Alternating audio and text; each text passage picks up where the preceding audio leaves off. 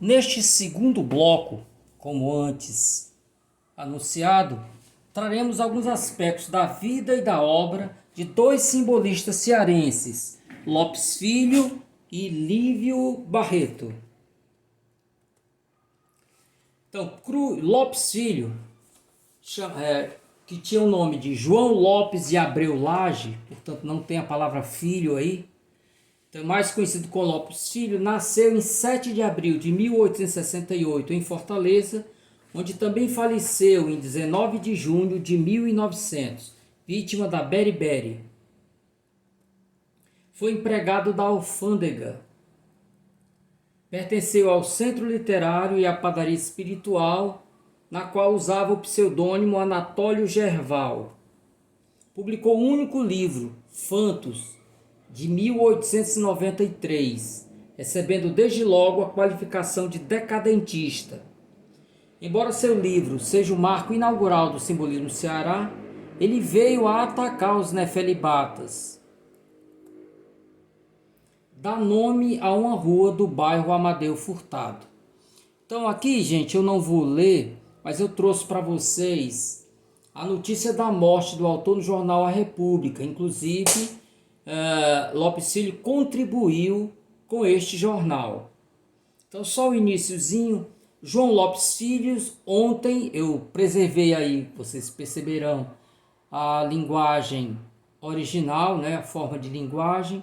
Então, João Lopes Filho, ontem, às 9h30 da noite, em sua residência, a Rua São José, nesta cidade, sucumbiu a um ataque de beriberi galopante, bruscamente, aos 25 anos, transformando um sonho de amor e de vida em sonho letárgico de morte. Observem aí, né, toda a construção lírica do discurso. Ao pervagar a notícia pela cidade, todos que conheciam o poeta umedeceram os olhos, acabrunhados e tristes pela perda adorável do bom e generoso rapaz, que guardava no coração joias reais de afetos, sentimentos puríssimos, carícias extremas de bondade. Então ele segue nesse diapasão e encerra da seguinte forma: a morte do poeta cearense produziu geral consternação e funda saudade deixará no coração daqueles que ele amou como irmão. A República, que se orgulhava de ter entre seus colaboradores o talentoso poeta, abeirando-se do seu túmulo, verte sincero e sentido pranto de saudade e gratidão. Então eu trouxe aqui dois poemas do autor e após a leitura eu trarei alguns comentários sobre o poema. Então o primeiro chama-se Os Vencidos da Vida.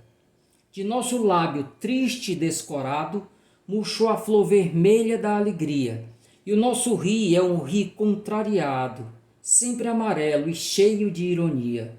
20 anos, já velhice, quem diria que chegasse tão cedo tal estado, em que é o coração supliciado, um claustro cheio de melancolia.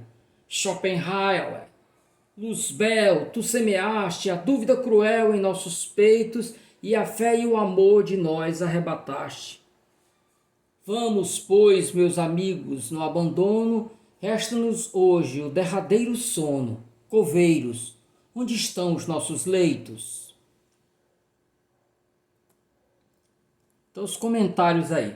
O título do poema, Os Vencidos da Vida, trazem à lembrança o grupo informal português Vencidos na Vida, formado por intelectuais como Ramalho Ortigão, Guerra Junqueiro e Eça de Queiroz, que ele entrou um pouco depois.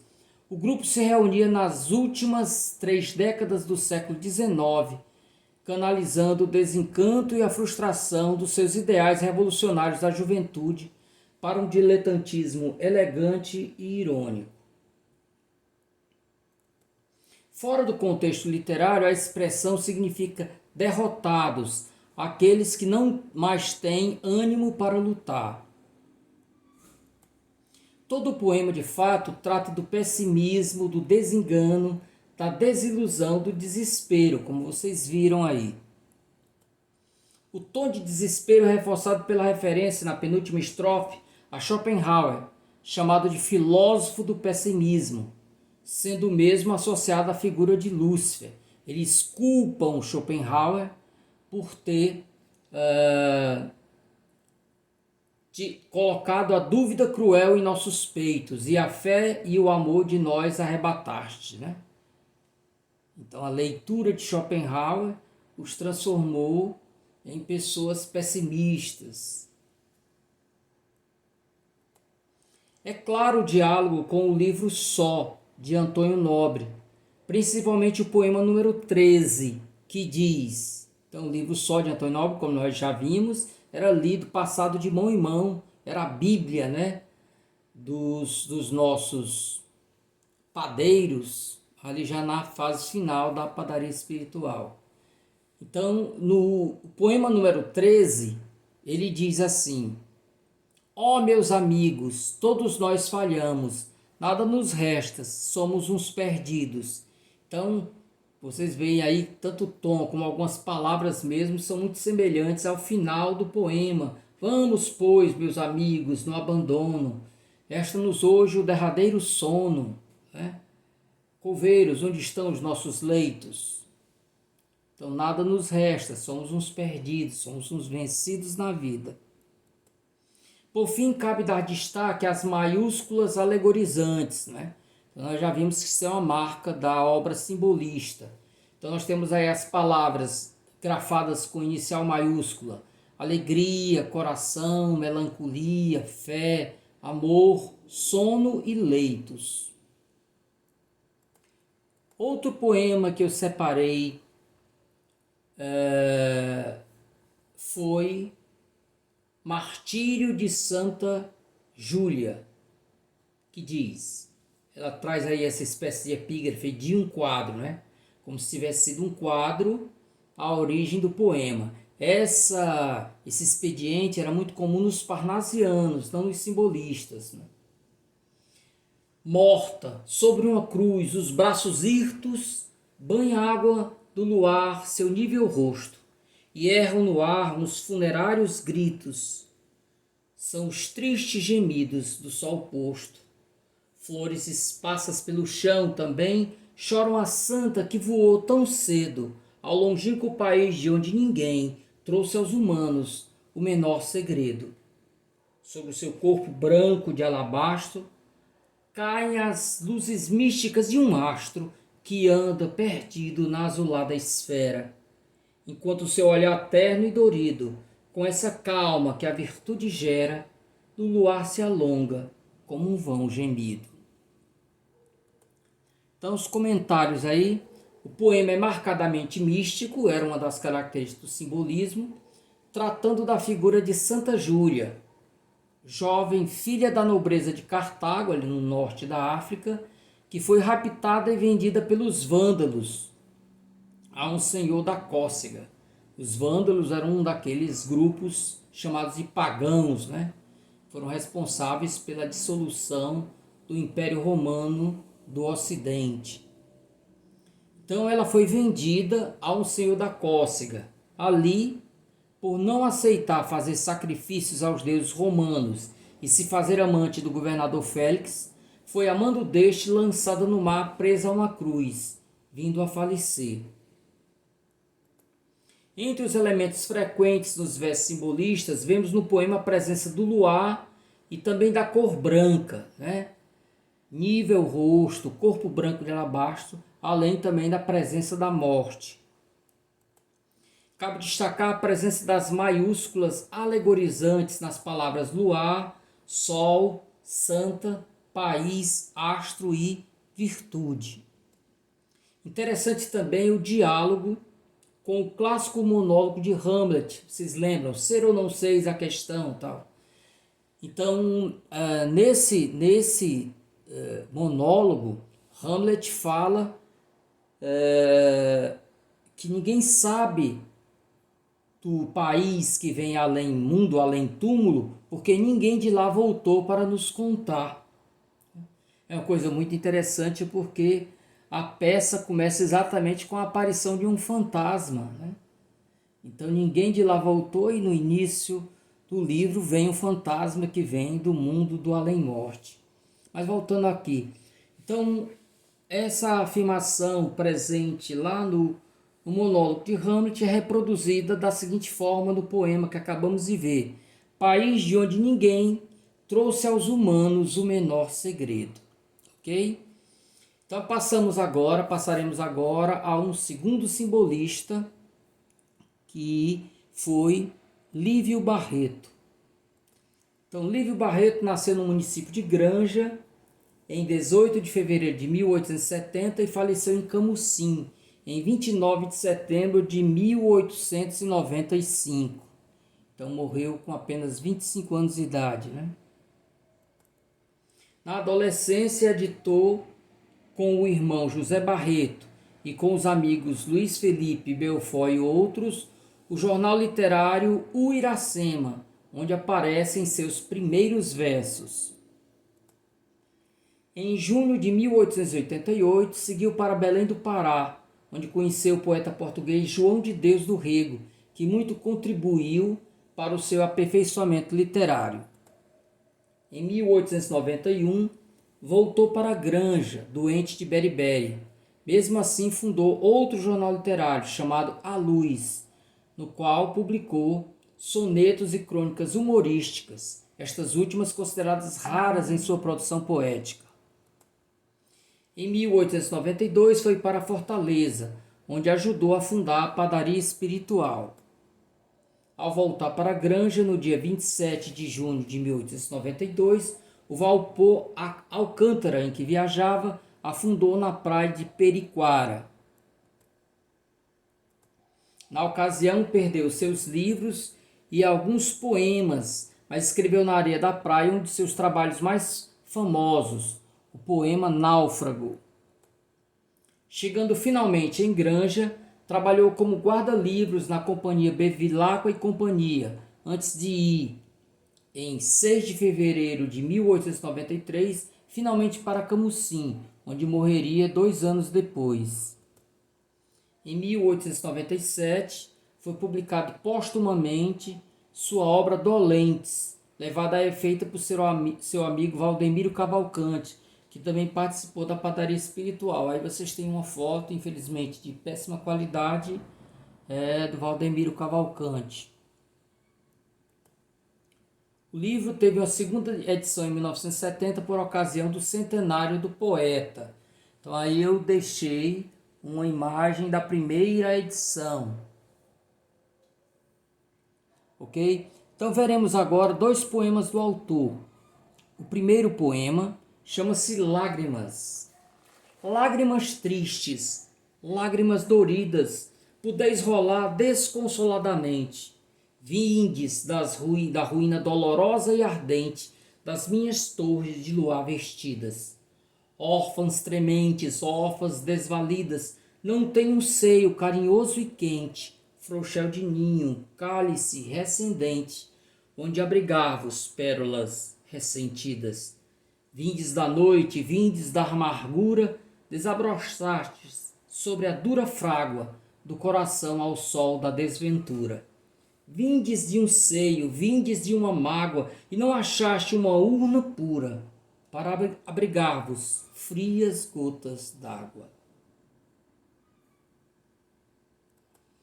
Então, os comentários aí. O poema, como ocorre em outros do livro Dolentes, mantém um diálogo estreito com o romantismo.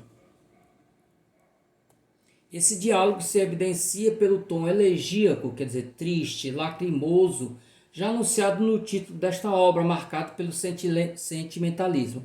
Não é de estranhar esse diálogo com o romantismo, uma vez que o simbolismo, ao negar o realismo, ele se coloca ao lado do romantismo. Seria uma das escolas chamadas espiritualistas, aí entre aspas, né?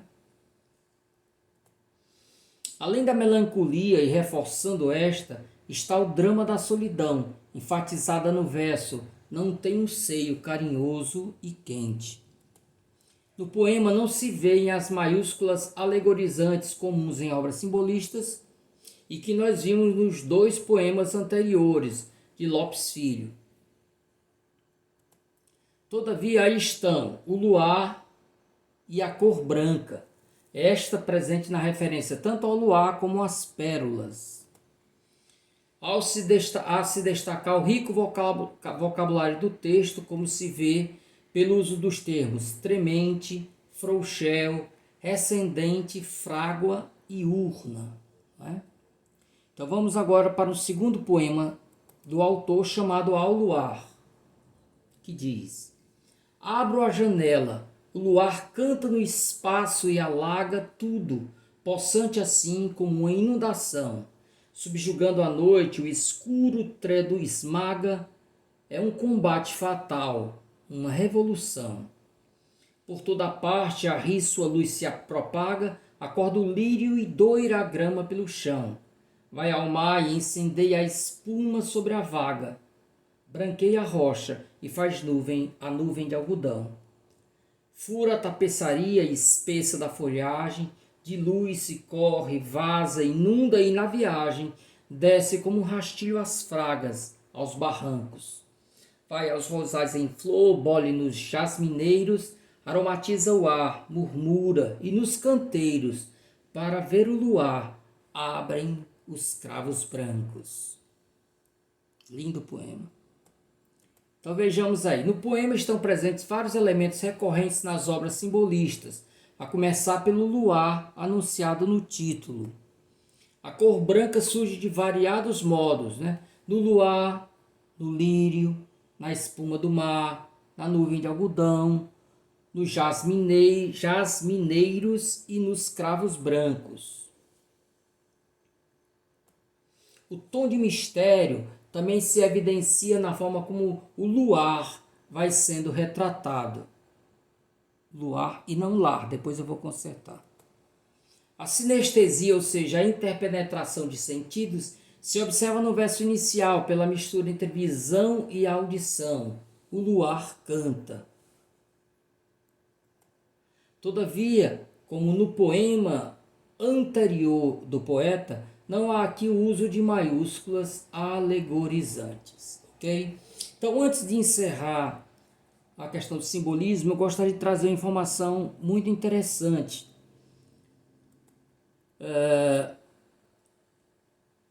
Como em outros lugares, né? Portugal, por exemplo, aqui também foi praticado simbolismo em prosa, e isso foi feito por dois padeiros, né? Dois membros da padaria espiritual. O primeiro foi Luís Tibúcio de Freitas, que nasceu em data ignorada em Cascavel ou em Baturité, e faleceu no Rio de Janeiro no dia 8 de abril de 1918.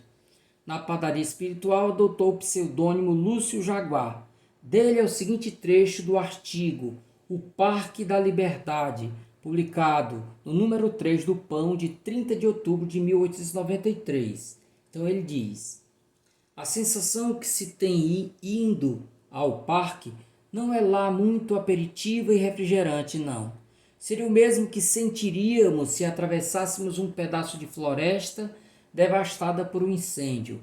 Vive ali apenas os capins entouceirados, uma outra árvore de decoração, as boas noites solitárias, as parasitas e ervas daninhas de todos os gêneros.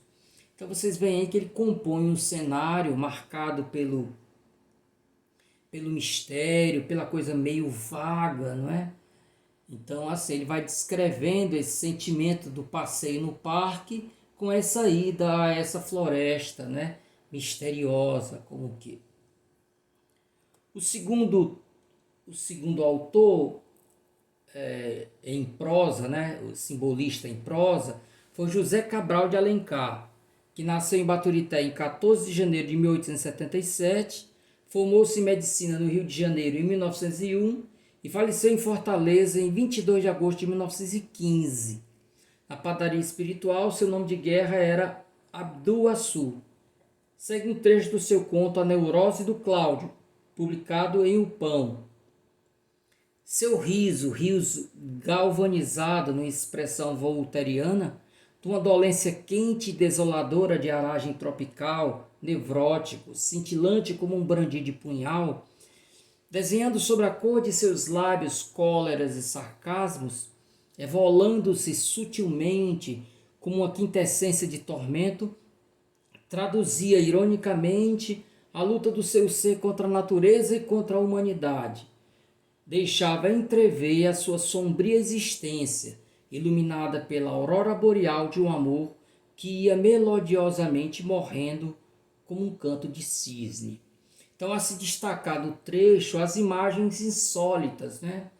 A forma como ele vai tentar descrever o riso, né, da personagem, e ele o faz de uma forma vaga, imprecisa, indefinida, usando imagens como brandir de punhal, né? Desenhando sobre a cor de seus lábios cóleras e sarcasmos.